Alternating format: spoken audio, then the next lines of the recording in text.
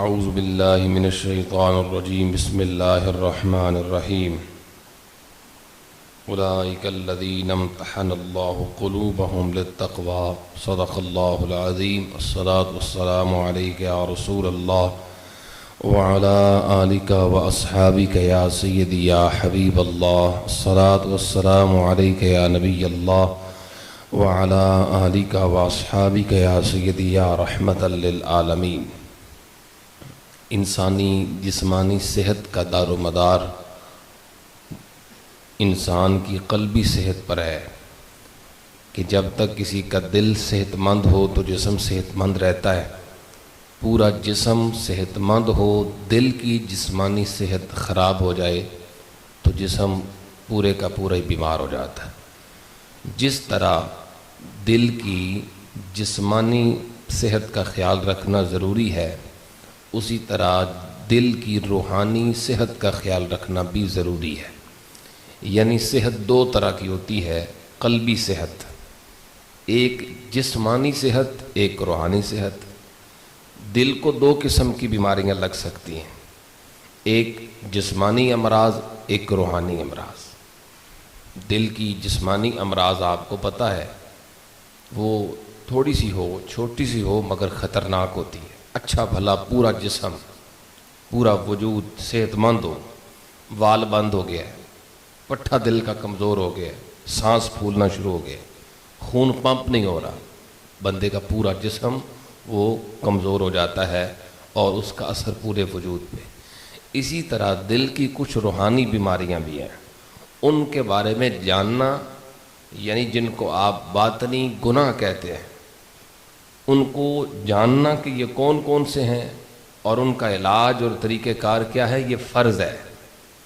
اور یہ ہے وہ علم جو حاصل کرنا فرض ہے، باطنی امراض اور باطنی گناہ، ان سے بچنے کا طریقہ۔ عموماً لوگوں کو خبر ہی نہیں ہوتی کہ یہ باطنی گناہ کون سے ہوتے ہیں، اور جسمانی گناہوں کی جیسے تفصیلات ہمیں پتہ ہوتی ہیں اور ہونی چاہیے اور فرض ہے۔ مثال کے طور پہ جھوٹ بولنا گناہ ہے، یہ بات کسی کو پتہ ہوگی تو بچے گا نا، اور اگر پتہ ہی نہیں تو کیسے بچے گا۔ اسی طرح جو اندرونی گناہ ہیں، دل کے گناہ جو ہیں، ان کے بارے میں پتہ ہوگا تو بچیں گے نا، اگر ان کے بارے میں علم ہی نہیں ہوگا تو کیسے بچیں۔ اس کا مطلب یہ ہوا کچھ ہماری قلبی بیماریاں جن کا تعلق جسمانی صحت کے ساتھ نہیں بلکہ دل کی روحانی صحت کے ساتھ ہے، ان میں سے وہ کون کون سی بیماریاں ہیں، ان کے علاجات کیا ہیں، ان سے بچنے کے تدبیرات کیا ہیں، یہ آج کی اس نشست سے انشاءاللہ ہم شروع کریں گے۔ سب سے پہلے اہمیت اور علامات یا پھر یوں کہہ لیں وجوہات اور اسباب کیا ہیں دل کے بیمار ہونے کے۔ نبی پاک علیہ الصلوۃ والسلام اپنے قلب مبارک، وہ قلب مبارک کہ جس قلب مبارک پر اللہ کا کلام اترا ہے، اس کے باوجود بھی نبی پاک علیہ السلام تعلیم امت کے لیے ہمیشہ دعا کرتے تھے، اور وہ دعا کیا ہوتی تھی؟ یا مقلب القلوب ثبت قلبی علی دینک، اے دلوں کو پھیرنے والے میرے دل کو دین پر استقامت عطا فرما۔ اس کا مطلب اہمیت بتائی ہے کہ دل کی بڑی اہمیت ہے، باوجود اس کے کہ قلب مبارک حضور کا اللہ رب العزت کے کلام مبارک کی نزول کی جگہ ہے، یہ دعا کی جا رہی، اے دلوں کو پھیرنے والے میرے دل کو دین پر ثابت قدم فرما، ثبت قدمی علی دینی۔ یہ آپ دعا یاد کر سکتے ہیں اور اپنی دعاؤں میں شامل کر سکتے ہیں کہ یا مقلب القلوب ثبت قلبی علی دینک۔ میں نے عرض کی، صحابی رسول حضرت انس ہیں جو اس حدیث کے راوی ہیں، فرماتے ہیں میں نے عرض کی یا رسول اللہ صلی اللہ علیہ وسلم آمنا بکا وما جئت بکا فہل تخاف علینا۔ یا رسول اللہ صلی اللہ علیہ وسلم، ہم آپ پر ایمان لائے ہیں اور آپ جو دین لے کے آئے ہیں ہم نے اسے بھی مانا ہے، یا رسول اللہ ارشاد فرمائیے کیا آپ ہم پر کوئی خوف رکھتے ہیں؟ یعنی آپ یہ دعا ہمیں سکھا رہے ہیں، کیا کوئی خوف رکھتے ہیں ہم پر کہ ہمارے دل دین پر قائم نہ رہیں گے؟ نبی پاک علیہ السلام نے فرمایا نعم، ہاں خوف ہے۔ کس بات کا؟ کہ ان القلوب بین اصبعین من اصابع اللہ، یقلبها کیف یشاء، فرمایا کہ اللہ تعالیٰ کی قدرت کی انگلیوں کے درمیان ہے تمہارے دل.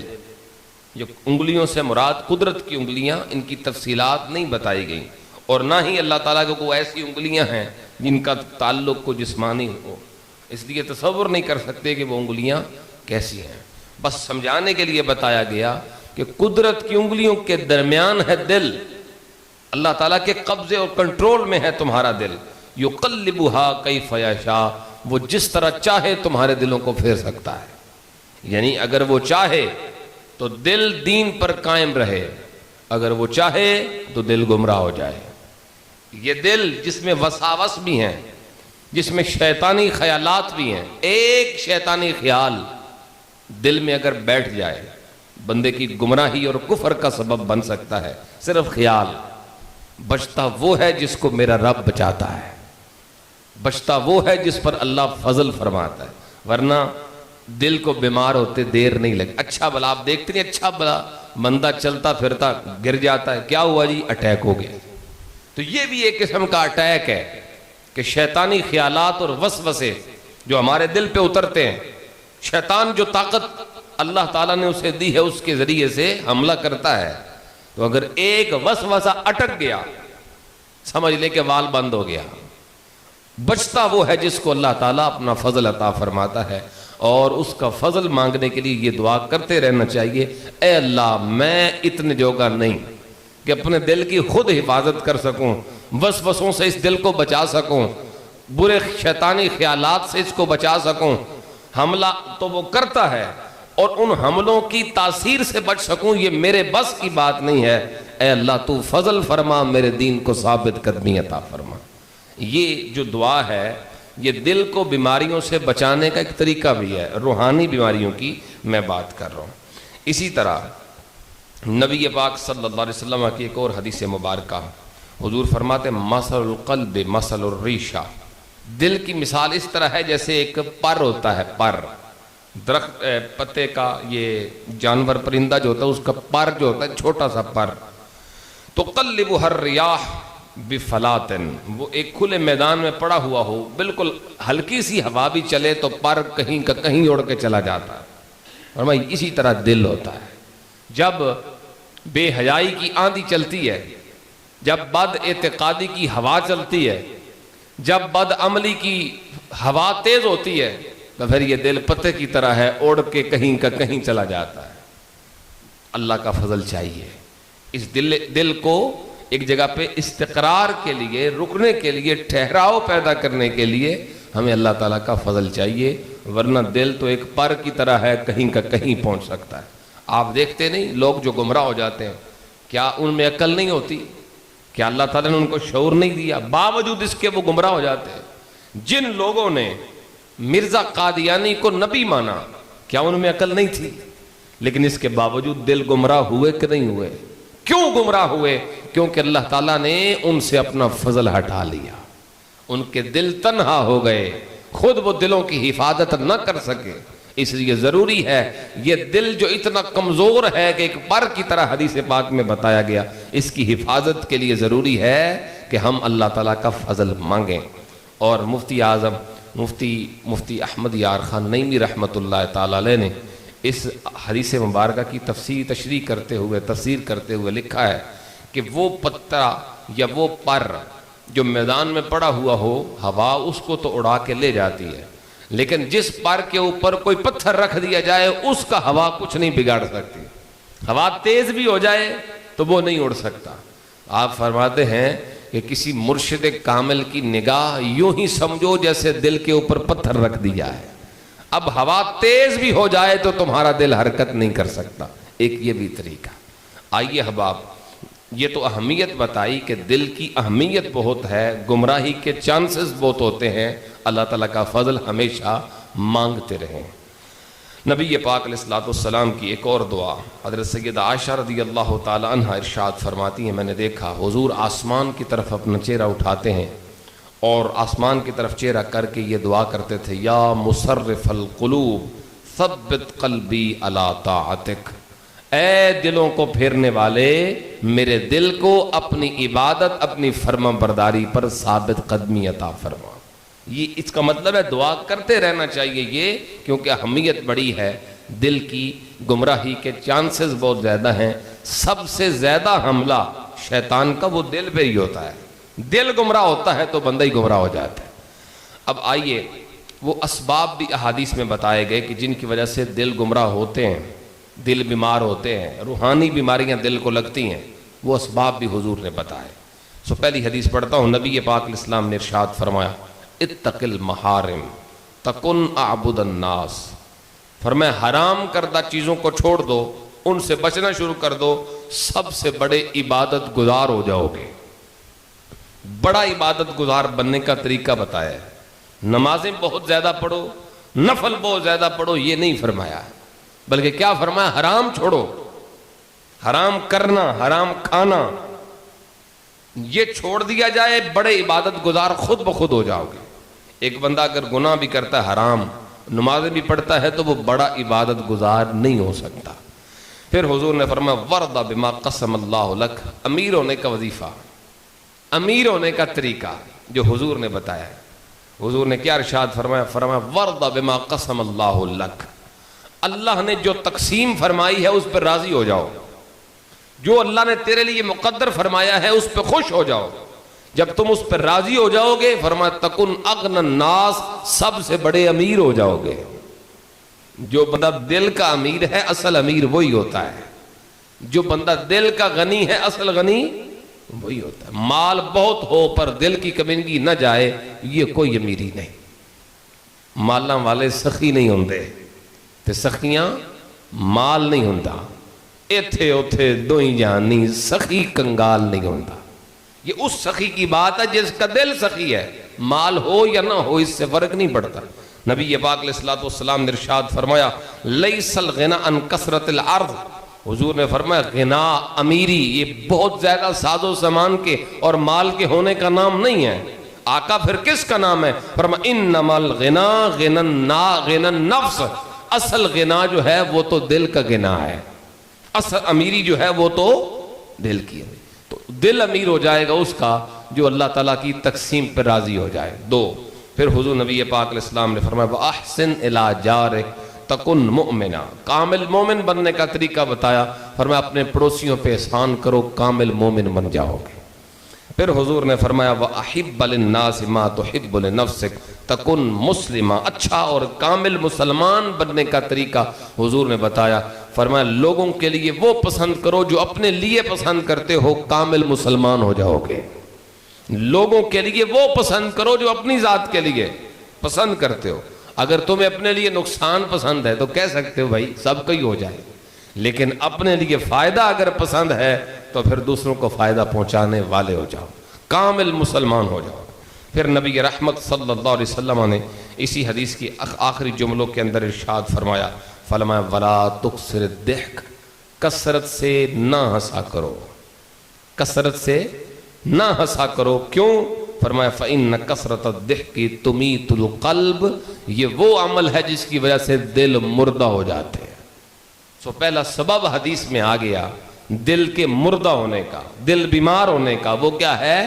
بے وجہ کثرت سے کہہ کے مارنا، ہنستے رہنا، فضول میں ہنستے۔ ایک ہے مسکرانا، یہ سرکار کریم علیہ السلام کی سنت ہے۔ صحابی رسول حضرت عبداللہ ابن حارث بیان کرتے، فرماتے حضور سے زیادہ کسی کو مسکرانے والا نہیں دیکھا۔ مقام محبت سرکار کریم علیہ السلام کی شانوں کو سمجھنے کا، ہر وقت مسکراتے حضور، جب بھی کوئی کلام فرماتے چاہے وہ دشمنی آ جائے مسکرا کے بات کرتے تھے۔ مگر میں بات کر رہا ہوں کہہ کے مار کے ہنسنا بلا وجہ، بے ضرورت، نبی پاک علیہ السلام نے ارشاد فرمایا یہ دلوں کو مردہ کر دینے کا سبب بنتا ہے۔ اس کا مطلب یہ ہوا کہ پہلا سبب ہمارے پاس آ گیا، دل کی کمزوری اور دل کی روحانی صحت پر جو چیز افیکٹ کرتی ہے وہ ہے کثرت سے ہنسنا۔ اس کے علاوہ اور بھی کئی اسباب ہیں، جن میں سے سر فہرست وہ ہے رزق حرام۔ ایک بندہ حرام کھاتا ہے تو میں نے عرض کیا کل بھی کہ حرام کھانے والا چاہے زیادہ کھائے چاہے تھوڑا کھائے، دل کے حواس جو ہے بند ہو جاتے ہیں، قرآن حدیث سمجھ میں نہیں آتا، حقیقت سمجھ میں نہیں آتی، سچی بات اثر ہی نہیں کرتی، سیدھی سمجھ میں آتی نہیں، حواس باطنہ بند ہو جاتے ہیں حرام کھانے والے۔ اب وہ کسی بھی شکل میں حرام کھائے، حرام تو حرام ہے۔ وہ بے شک اپنے طور پہ کہے جی میں ہاتھ سے مزدوری کرتا ہوں، میں ہاتھ سے کرتا ہوں، اور ہاتھ سے کیا کرے، بس سارا دن بیٹھ کے بیٹھا رہے، ہاتھ پہ ہاتھ دھرے اور شام کو کہے جی مزدوری دے دو، یہ بھی تو جرم ہی ہے نا، یہ بھی تو حرام ہی ہے نا۔ اگر پیسے لیے ہیں، مزدوری اجرت لی ہے اور طے کر کے لی ہے مرضی کے مطابق، پھر کام بھی کرنا ہے۔ اگر ڈنڈی ماری تو پھر یہ حرام ہے، رزق حرام ہو جائے گا۔ اس لیے میرے بھائیوں، یہ بھی سر فہرست ان چیزوں میں ہیں جن کا اثر ڈائریکٹ ہماری قلبی روحانی صحت پر ہوتا ہے، رزق حرام۔ اور بھی کئی اسباب ہیں، آئیے اب ان کے میں مختصر علاج کی طرف جاؤں گا، پھر ہر بیماری کی الگ الگ تفصیلات اور الگ الگ علاج۔ ابھی مطلقاً بات کر رہا ہوں، اجمالاً۔ نبی پاک علیہ الصلوۃ والسلام نے فرمایا دل کی سختی ایک بیماری ہے، دل کا سخت ہونا یہ دل کی ایک بیماری ہے۔ قرآن حدیث نصیحت وصیت کچھ بھی اثر نہیں کرتا۔ آقا کریم علیہ السلام نے ایک طریقہ بتایا، جو بندہ یہ سمجھے کہ دل سخت ہو گیا ہے، حضور نبی پاک علیہ السلام نے فرمایا ان اردت ان یلین قلبک، اگر تم چاہو کہ تمہارا دل نرم ہو جائے، آپ کی توجہ ہو میری بات کی طرف، اگر تم چاہو کہ تمہارا دل نرم ہو جائے، کیا کریں؟ نبی پاک علیہ السلام نے فرمایا دو کام کرو، فَأَطْعِمِ الْمِسْكِينَ، ایک یہ کرو کہ مسکینوں کو کھانا کھلایا کرو، دل نرم ہو جائے گا۔ کسی مسکین کو بلاؤ، بیٹھو اس کو کھانا کھلاؤ۔ نمبر دو فرمایا وَامْسَحْ رَأْسَ الْيَتِيمِ، کسی مسکین کے سر پہ ہاتھ پھیرا کرو، تم نرم دل والے ہو جاؤ گے۔ لیکن اس کا مطلب یہ نہیں ہے کہ مسکین کو یا یتیم کے سر کے اوپر ہاتھ پھیرتے ہوئے اسے پہلے سے زیادہ تکلیف دے دو۔ مطلب مسکین کو بلائے دراؤے روٹی کھا لے تاکہ میرا دل نرم ہو جائے، وہ کہے گا مجھ پہ احسان کر رہے ہو، یعنی طریقہ کار ایسا اختیار کیا جس سے اس کو تکلیف ہو۔ آپ کو پتا کھانا کھلا کے بھی تکلیف دی جا سکتی ہے، روٹی ایتھے بیٹھ کے روٹی کھائے سب کے سامنے، بتایا اس کو، جتایا کہ تم مسکین ہو، اب اس روٹی کھلانے کا کوئی فائدہ نہیں ہے۔ مجھے بتایا ایک شخص نے کہ میں یتیم تھا تو مجھے فلاں بلاتا تھا میرے رشتہ دار، اور کہتا ہے سر نیڑے کار میں تیرے سر تے ہاتھ پھیرا۔ میں پوچھتا تھا کیوں بھائی؟ تو آگے سے مجھے وہ کہتا تھا کہ اس لیے کہ تم یتیم جو ہو، تمہارے سر پہ ہاتھ پھیروں گا مجھے ثواب ملے گا۔ اس کو جتایا جا رہا ہے تو یتیم ہے، سر نیڑے کرو میں ہاتھ پھیروں، اگر اس طرح پھیرنا ہے تو پھر نہ ہی پھیرو۔ یہ تو محبت کی بات ہے کہ آپ شفقت سے، سر پہ ہاتھ پھیرنے سے مراد ہے شفقت کرو، مہربانی کرو، اس کے اوپر رحمت کرو، اس کے اوپر احسان کرو۔ اگر پہلے سے زیادہ تکلیف پہنچانی ہے تو پھر نہ ہی بندہ پھیرے۔ اس واسطے میرے بھائیو یہ وہ دو عمل ہیں، مسکین کو کھانا کھلانا اور یتیم کے سر پہ ہاتھ پھیرنا، ان کی وجہ سے دل نرم ہو جاتے ہیں۔ پھر نبی پاک علیہ الصلوۃ والسلام نے ایک تیسرا طریقہ بھی بتایا، وہ ایک دوسری حدیث میں ہے۔ حضور نے فرمایا نہیتکم عن زیارت القبور، میں تمہیں پہلے قبرستان جانے سے منع کرتا تھا، لیکن فزوروہا، اب جایا کرو، قبروں کی زیارت کیا کرو۔ کیوں؟ فرمایا اس لیے کہ قبروں کی زیارت کرنا دلوں کو نرم کر دیتا ہے۔ اگر سختی سمجھے دل میں تو قبرستان کا چکر لگائیں، ہمیں پتہ تو لگے نا یہیں آنا ہے، دل نرم ہو جائے۔ اور اس کے علاوہ مزید جو نبی پاک علیہ الصلوۃ والسلام نے اسباب بیان فرمائے اور بیماریاں بیان فرمائیں اور ان بیماریوں کے علاجات بتائے، وہ انشاءاللہ آئندہ دنوں میں تفصیل سے عرض کروں گا، ایک ایک بیماری، اس کا علاج، علامات تفصیل سے، تاکہ ہمیں پتہ چلے کہ باطنی اور روحانی گناہ کون سے ہوتے ہیں اور ان کا علاج کیسے کرنا ہے۔ اللہ تبارک و تعالی ہمیں قرآن و سنت کا فہم عطا فرمائے، عمل کرنے کی توفیق عطا فرمائے۔ صلاۃ والسلام علیک و اصحابک یا سیدی یا حبیب اللہ۔